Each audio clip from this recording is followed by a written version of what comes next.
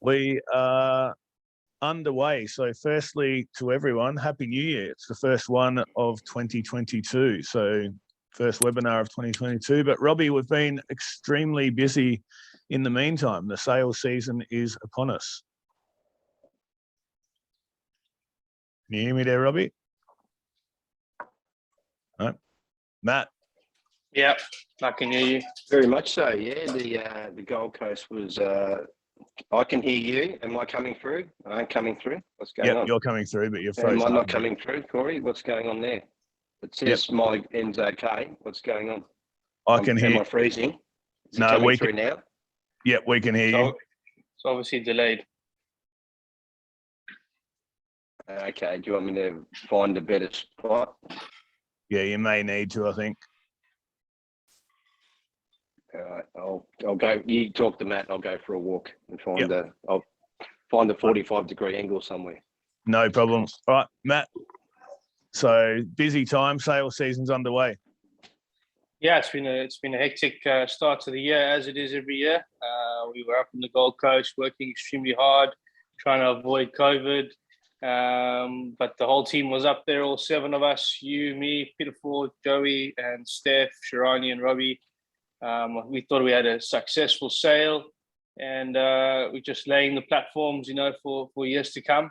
But we're back in it, and then we've got sales coming up again in February. So it's pretty non-stop time of the year for everyone. Yeah, and certainly far more successful at the sale than with the avoiding COVID part, Matt. Yeah, avoiding COVID, we couldn't manage that one. We managed to all basically get it, but not before we purchased some beautiful bloodstock that will hopefully take us, long into the future. Yeah, and we bought 6 up there. So I guess we got up there, and obviously there was a lot of months worth of work put in by Peter Ford at the farms. And then we went and did some on-farm inspections as well. But once we got there, 1,200 horses is a massive catalogue to get through. It doesn't matter, how much research you do. There's still a lot of horses to get through. So I'm not sure how smaller teams than ours can do that. But we certainly looked at every horse, and I think I worked out that we had 2,500 over 2,500 inspections in total by the time that we looked at all the horses. However many times we were going to look at certain lots, it ended up being over 2,500 inspections before we even get to the auction. Yeah, it's a lot of work, but it's work that we all enjoy doing, and it's a service that we enjoy providing to owners, doing so much research and fine-tuning our list down to the horses that we really love, and then going to the ring and hoping that you secure them. But I said it while I was up there. In Australia, we are extremely lucky to have access to these sorts of pedigrees, international stallions and mares, and when you can buy Frankels and Justifies, and then you can buy the Autumn Suns, and it really is the strongest market in the world to be buying horses in. Yep. And can you hear us there, Robbie? We'll just see how that connection is. Yep. I can hear. Can you? Am I coming through okay? Yeah, we can hear you okay there now. So if everyone, the question and answers button there is there again. Robbie, we bought the 6. We did look at a lot of horses, and we set our mark, and we were very patient and very disciplined in what we bought. But a pretty successful sale overall, would you say? Oh, very successful. I think, Matt and I have above average taste, and when the average is $300,000 and you've got an above average physical taste and genetic taste, you've got to be expected to pay a lot of money for what you buy. So to bring home horses at average and below average prices and appease your taste buds, then you're very, very happy that you bought extremely well for your ownership group. And we've certainly ticked those boxes. So when you look at the cross-section of prices that we've paid at the Fall of Hammer end result, and look at the specimens and their pedigrees and all the boxes that we ticked in conjunction with, what Peter Ford looks for in the pedigree crosses and what all of us look for in the physique, I think we've done extremely well. Yeah, and I mean, it was hard to buy up there, and especially hard to buy up there if you stayed disciplined and you tried to get your owners good prices, which we managed to do. But I don't know I don't know if I've ever seen a sale that was so crazy in terms of, we would put a value on it and then it would almost be 4 times that value when it went through the ring in some cases. But we stuck to our method, and we sat there, and the amount of times we sat at that table and said, look, we let this one go. We'll get one for a better price later in the sales season. It was really amazing to see, wasn't it? Oh, well, that's sort of Magic Million sales, and that's what you got to do. But this year was extraordinarily strong. So we're very, very pleased to come home with the horses that we secured, and then we'll save some bullets for other sales coming up, in particular Melbourne Premier. But no, very, very happy. Matt and I are delighted. We'll be very delighted to put saddles on these young horses moving forward. Yeah, and we picked up a couple of Shalars, a Saxon Warrior, an Autumn Sun, a More Than Ready. Anything I've missed there? And an Exceed and Excel. But I guess the big thing was they sold so quickly that some people couldn't even get their hands on them, Robbie. So how do they buy at the upcoming sales? If they're keen to buy with us and they're keen to be involved, what's the best course of action if you're a prospective owner or a current owner? Well, I think that a lot of people like to see what we've purchased before they buy, but I think what we've been talking about is proof that when you buy correctly or right and buy at the good value, they are going to sell quickly, as you pointed out. When you're buying extremely well-bred horses, great physical specimens by proven sires or exciting young sires, they are going to sell quickly. So either you put an expression of interest in early, or alternatively, if you see one of the horses that we've purchased and it tickles your fancy, get hold of Corey straight away, because they are going to sell quite quickly using the disciplines that we've used at the Gold Coast. We're going to continue that theme all the way through at each and every sale. So they are going to sell quickly when you use that sort of discipline, Yeah, and Matt, the first question there, do we like the first season sires? We bought a Saxon Warrior and an Autumn Sun. We really liked the Autumn Suns and couldn't get all of the ones that we liked. But were there any sort of first season sires there that stood out to you that we maybe didn't get but might be looking for in future sales? Yeah, the ones that we didn't get would probably be the Trapeze Artist. I thought he had a couple of really nice forward-looking horses, but really happy with the Autumn Sun that we got, because all the Autumn Suns that were walking around the complex were as good looking as Dad was. So that was really chuffed with that. And the Saxon Warrior out of the Galileo cross is an unbelievable cross. It's proven worldwide. So to get our hands on a filly like that is something special. Yeah, and Robbie, it's a pretty good Autumn Sun if John Massara stays in the ownership. Exactly, and he's out of an international bloodline mare, being out of a Tappet mare, and it was really exciting to hear his attendant, who looks after the Autumn Sun, said this one is the closest he has handled that's exactly like Dad, So in terms of how light he was on his feet, so it was no shock that the Arrowfield stud were keen to stay in him. So, which is a great endorsement of what they think of the colt. Yeah, and I've just launched a little poll there for people to have a look at with the sale coming up.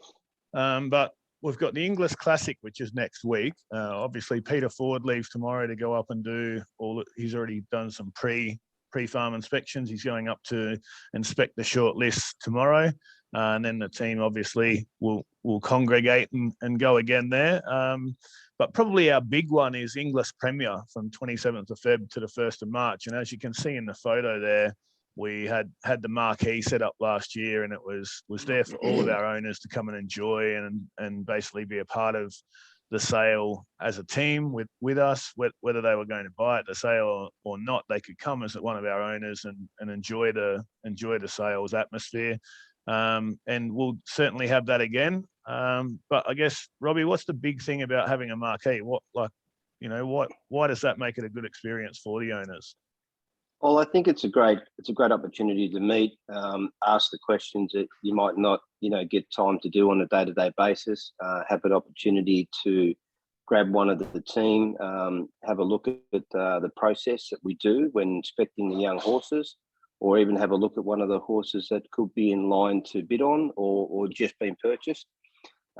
stop and have some refreshments, and just tick all those boxes. It's part of the process of buying the young horses that we're going to train into the future, or you're going to own, and race into the future. So I think it's a very successful idea, having the marquee for all of those reasons. And it certainly was last year. Everybody appreciated being part of that process. And I think that it'll be very welcome this year. Yeah, and Matt, we potentially, if everything falls into place, we may have a fairly special guest with us as part of the team in the marquee and on that weekend. Is that correct?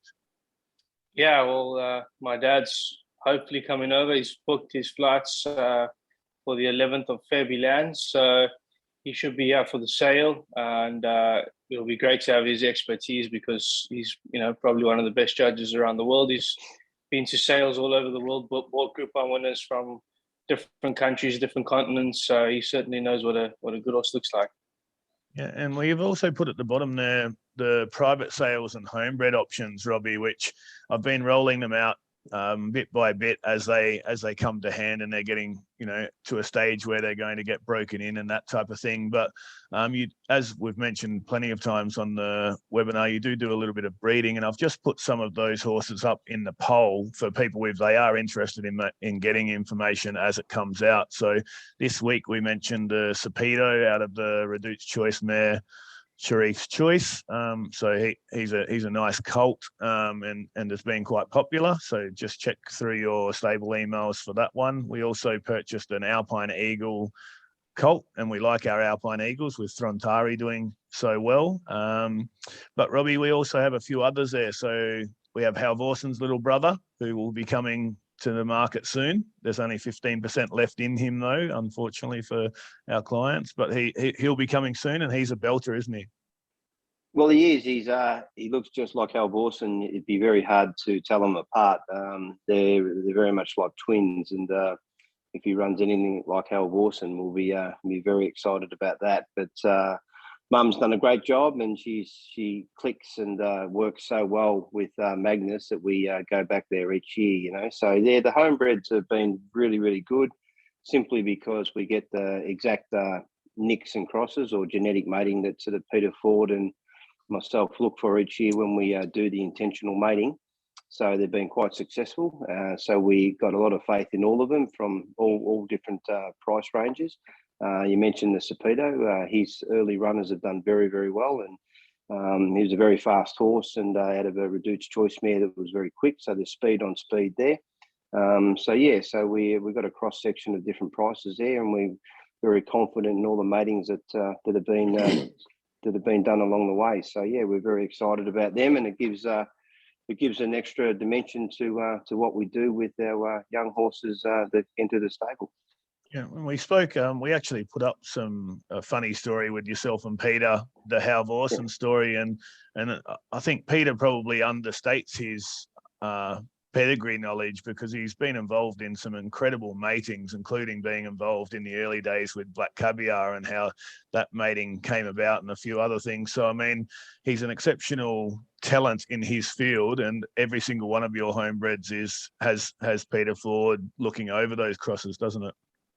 Certainly does, and they've all been winners, and nearly all of them have been Metro winners, and they've got through to group level. And just the family of Halvorson, there's talking about the Standish, he's won 2, and one of his cousins, Beltois, should have won 1, and not many families have almost 3 Standish winners just in one line. So no, he's been very instrumental in having the matings work so well, and and it's been a great arm to our business, because you can see how expensive yearlings have become. So to get that part of the business down pat for not a lot of money has been fantastic. Yeah, and I'd love to just with anyone watching now who's interested in any of those, if you are interested in any of those types. So, for example, the Highland Real filly, we actually bought her privately, and that will come out in due course as well. The reason that these horses don't go up for sale all at the same time is that a lot of times they're at different stages in their preparation, but they're all yearlings. They're all going to be available at some stage during the yearling season, but we try and make sure that we put those out when those horses are getting ready to be broken in, basically. And so the Sapedo is the first one off the list there. He's in getting broken in now. Is that right, Robbie? Yeah, he's just going in to do some early education because a lot of the homebreds, for example, haven't had that yearling sale education, which is sort of phase one of their early learning. So the homebreds, for want of better expressions, go in to start that early education a little earlier because the yearling preparation takes about 12 weeks. So it's quite taxing and on their energy levels, going to the Gold Coast or Adelaide or Melbourne Premier, walking up and down. Some of them have, hundreds and hundreds of inspections in warm weather. So they get quite tired, so the homebreds will go off to the early breaking in and then have their stint of activity before they have a rest and so on. So that's sort of how the process works. And that's what they'll be doing. Yeah, and I've just got the last question in the poll just says to our owners and people following, asking them whether or not we have too many sales posts coming through, and everyone's sort of indicating that they love all the sales posts. So don't worry, guys, I'll send you one a day for the next few months if you like, once we hit these sales. Plenty to come, so spreading them out. But if anyone has any questions on any of those horses, just contact us at any time. We can always let you know where they are in their progress. Big news this week. So Matt, was news to you actually just before.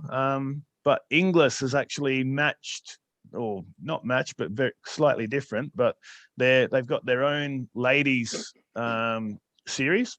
So now you can win the Inglis races, and if the horse is owned by 75% female ownership, then those bonuses there on the right-hand side are available. So there's $1 million worth of bonuses for ladies. So I'm just going to do a poll here now. There's a couple of things with lady syndicates. It's all well and good to have a lady syndicate, but you firstly have to have people interested in doing a lady syndicate. So if anyone who thinks that might be suited to them or their partner or their wives, their aunties, whatever it might be, get in touch with us before the Inglis sales, because we'd love to try and have a ladies horse at some stage. And we're certainly always looking at that. And we encourage female ownership. The three of us are obviously male, a lot of our team is male, but we have a huge following of females at the stable, and we have a lot of female owners. So it'd be great to get them all together and take some of this $1 million prize money. So Matt, your thoughts on it? Oh yeah, Corey, any initiative that's done by these sales companies is to spark interest is awesome. This is a great opportunity for anyone who's interested, ladies, to earn some extra money. And I think it's a great initiative, and it provides a good opportunity. So get involved. I certainly will be happy to buy a share for my mom and Monique. They're probably listening and pricking their ears. But it's a nice gift to buy for your partner, and you never know, it could come off really handsomely. And Robbie, your thoughts on this sort of thing? Do you see it for what it is? I mean, obviously there's a lot here to try and get ladies into the industry, but there are actually a lot of ladies already in the industry. Oh, absolutely. I know Shirani races a lot of horses. So at the end of the day, I think it's fantastic. I think that the initiative that Magic Millions started has been very successful there. So I think what Inglis is doing is brilliant. And it gives the girls opportunity. I mean, the girls do a lot in racing as it is, with the fashions on the field and so on. So it's an extension of all of these things, and they love going to the races, and why not? I think it's fantastic. I think that, as I said, Shirani races a lot of horses, and I think it's fantastic. So why not bring it on? The more the merrier. And Paul Baker just said he's waiting for when there's a blokes only syndicate bonus. But I guess there is a lot of this sort of thing, and I guess people have split thoughts on it. But what I would think is ultimately we can usually get into the races as a guest anyway. So if it's a matter of putting the horse that you buy in your wife's name or your girlfriend's name just so you can get an extra $1 million, it's probably worth it, I'd say. So I think the bloke's bonus is that if you if your wife's horse wins, you get the chance to buy another one, Paul.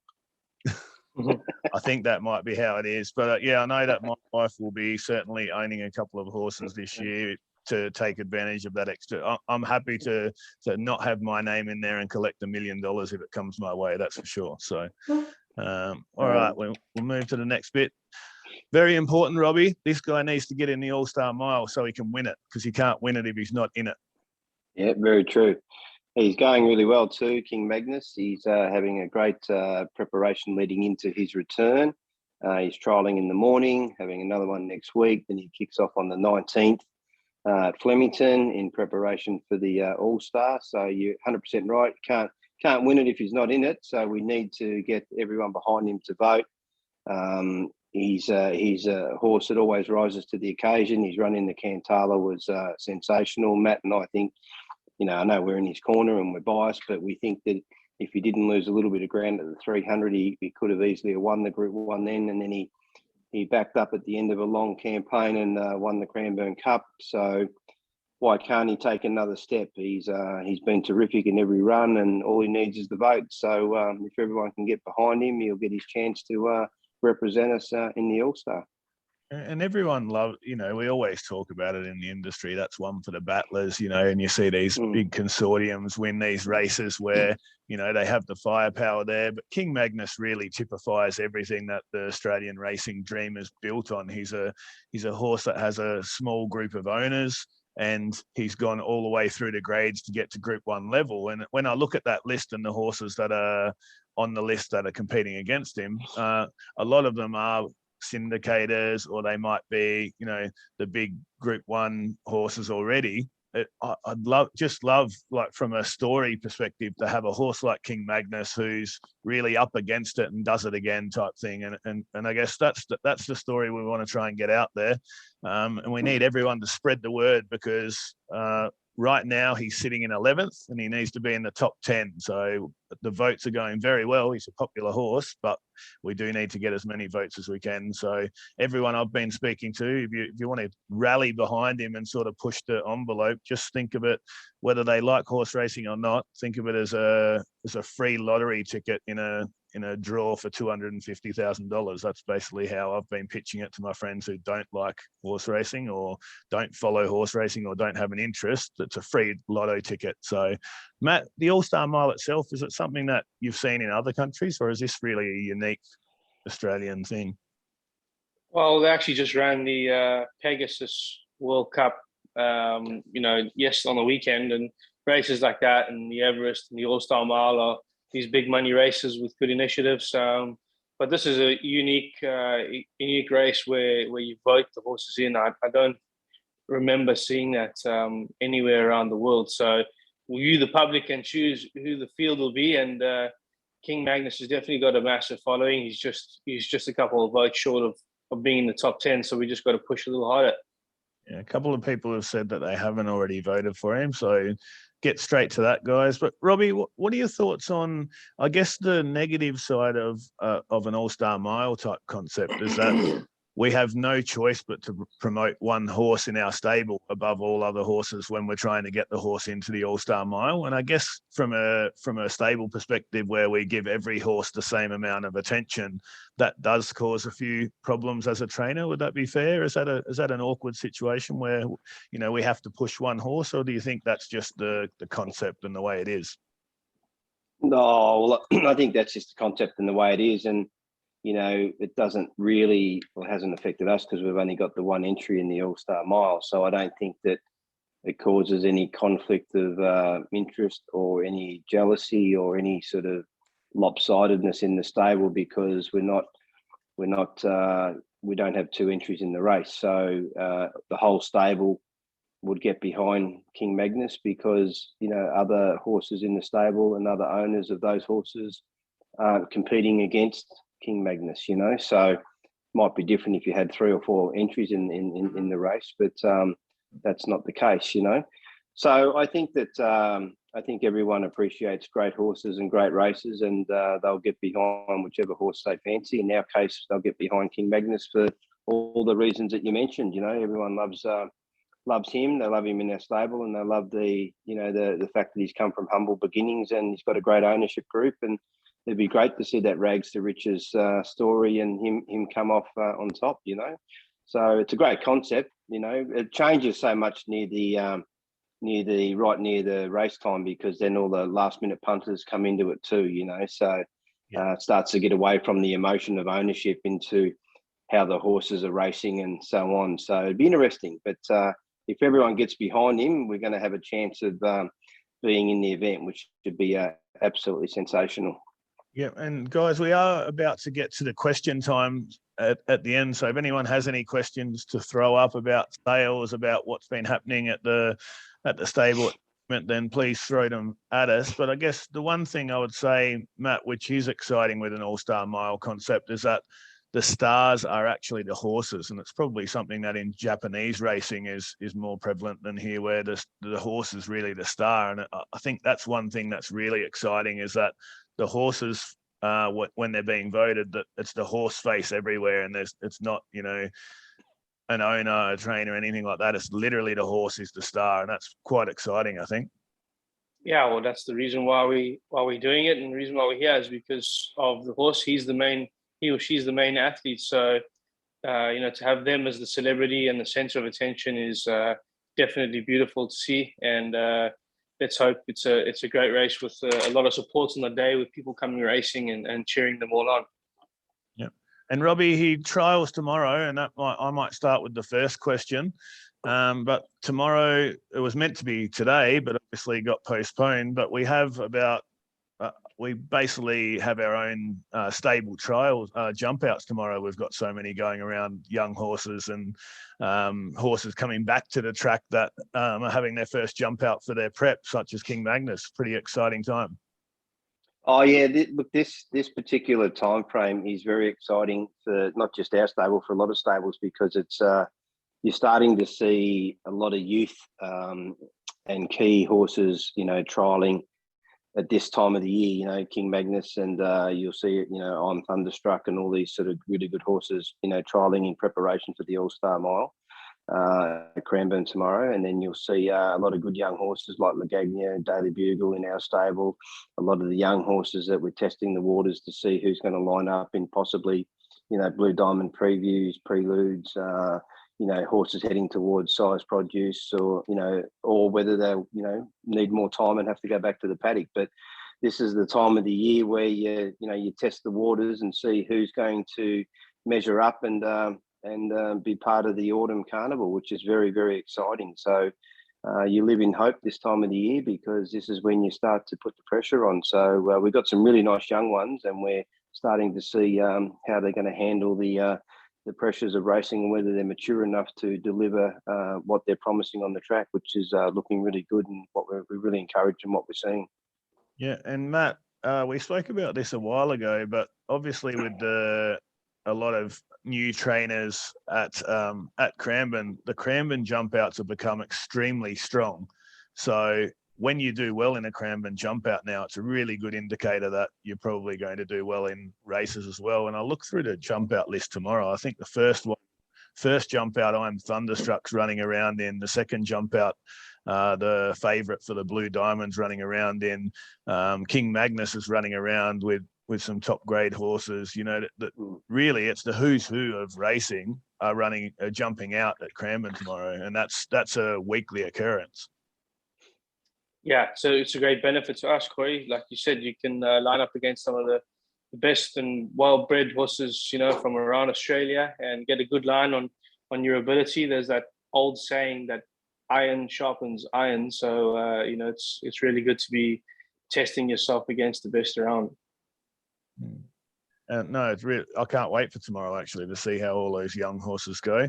We don't have any questions coming through, so I think we've sort of covered everything, and we probably, it was a very, I guess for the first webinar of the year, it was sales-based and topical-based, but we might just throw it out there. If there's any other questions, is there anything that you, particularly Robbie, coming back down from the Gold Coast, anything that you would like to talk about, I guess, from an owner's perspective? I know. I think the biggest thing is that, you know, sometimes on the webinar, you know, we do the talking. It'd be nice to, you know, throw, you know, I know we always say there's, you know, put questions out there, but it'd be lovely to have questions come back to us, because that way we know that we're appeasing you guys, because the biggest part of our business is making sure that we are doing everything that you guys want us to do. Beside the obvious is to have the horses run as quickly as we can.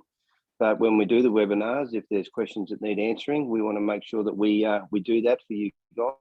So even though we're very passionate about our horses, so we can talk all night about what we do at the yearling sales and what we do in training and racing and so on.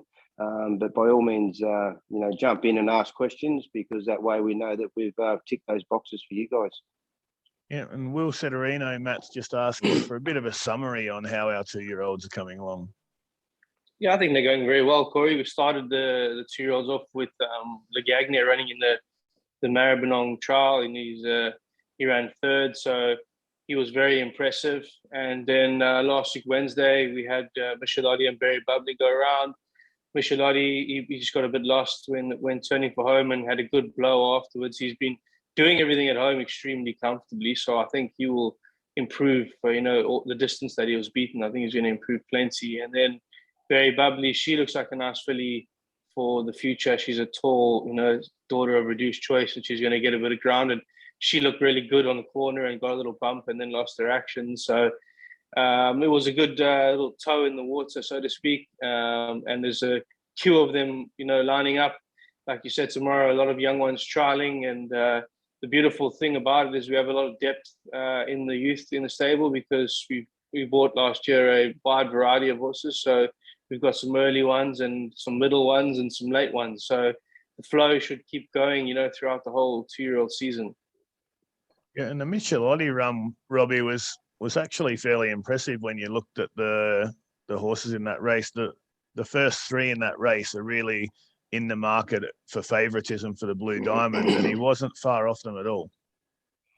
No, and I think that the most important thing to take into consideration is what Matt was talking about too. He lost himself in the straight, but his sectional times were very, very good in the midsection. And if he didn't lose contact the first sort of, you know, 80 metres out of the barriers, his sectional times throughout the race were every bit as good as his opponents. And then, you know, the last sort of, 100 metres, he just started to run back to the rail and he lost his action and did silly, immature things that, you know, young horses do. So we're sure that he's going to be a successful racehorse, but some horses aren't just ready to do it at this young age. So that's okay. He'll come good in time. So we'll see how he comes through the run, and he might have another one in a lesser, you know, competitive, maybe in the country. And then if he's not ready, we'll pop him out. But in time, he'll come together, because everything he's done at home, and his Moe trial was very, very good. So we're sure once he gets his mind around things, he'll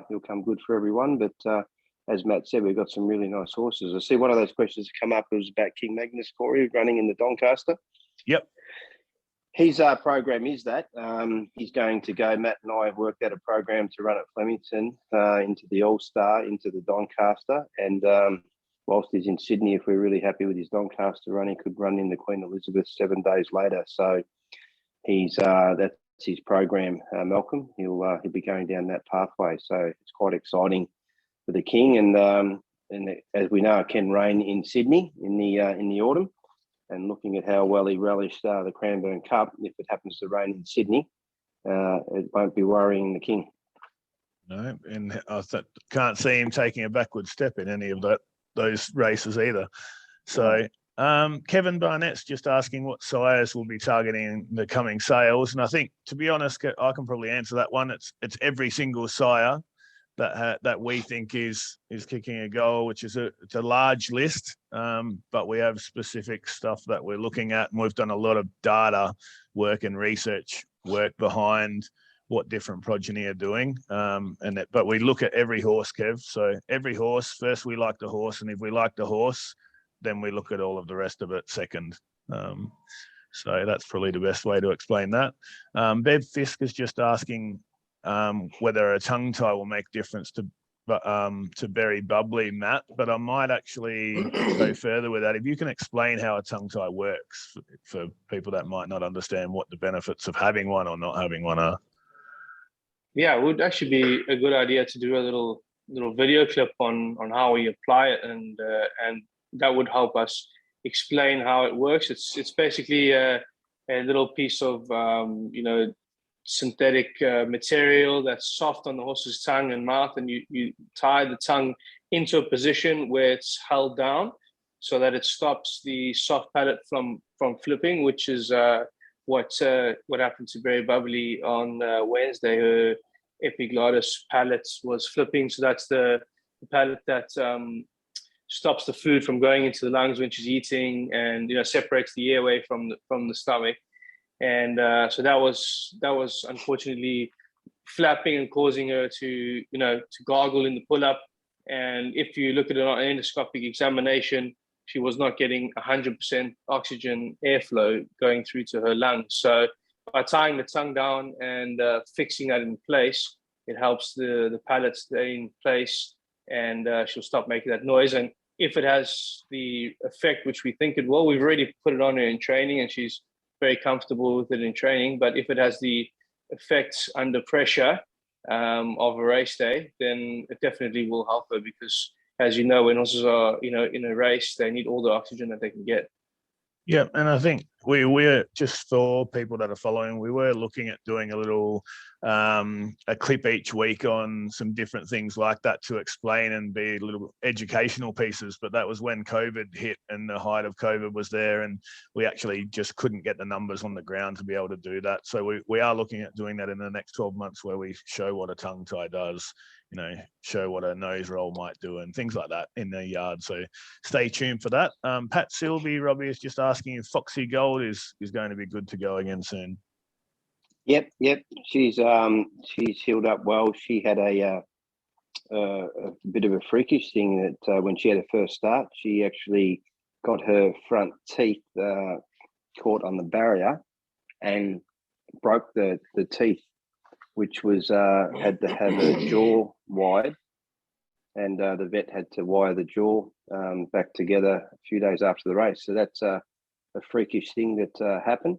And Brett Preble come in straight after the race and said he couldn't steer her, and any wonder he couldn't steer her, because that would have hurt. So yeah, so there's some of the strange things that can happen on race day that nobody knows about, but until after the race. So she's actually a really nice filly that Matt and I were confident of her coming from back in the field and sort of wandering to the line in, say, finishing a third or fourth, looking for more distance. And we were surprised that Brett Preble was up outside the lead, not following instructions, until we realised after the race that he couldn't have any steering gear. So the vet fixed that, and she's healed up now, and she's back in training, and she will be aimed towards late season 2-year-old races when she comes back into the stable after some pre-work. So that's the long story, but that's what happened to her, and she's quite a nice filly, and she's good to go now.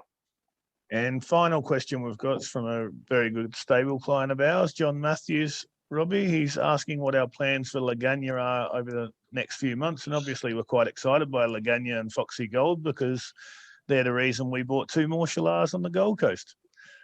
Yeah, exactly. Well, we love the Shallars based on the strength of the ability both of those horses have shown, Laganya and Foxy Gold.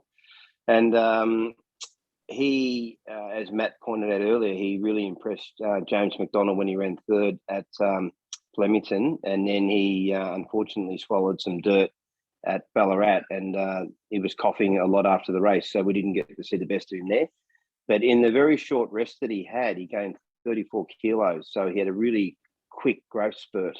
So he's trialling tomorrow, and he could go down a passive pathway before heading towards the size produce, Flemington in March, the 1400, because Matt and I think that he's going to be a 1600 metre horse, and that's the sort of impression that he gave to James McDonald as well. So we're going to think of him in that format of distance, and then if he really impresses us, he could go down that pathway. And how many runs he has depends on performance, but we really like what we're seeing of him in training, and love the way he's developing. He's out of his mum is assisted to a 4-time Group 1 winner, all over 1,600 metres. So that's the pathway he's going to head. Yeah, and Matt, this will be one for yourself, I think, because you might win this. But Will Setterino said, "Who will win a golf game between Corey, Matt, Robbie, and Mike?" I would win if the scoring system was how many times you were in the rough and couldn't find your ball. Then I'd be fine.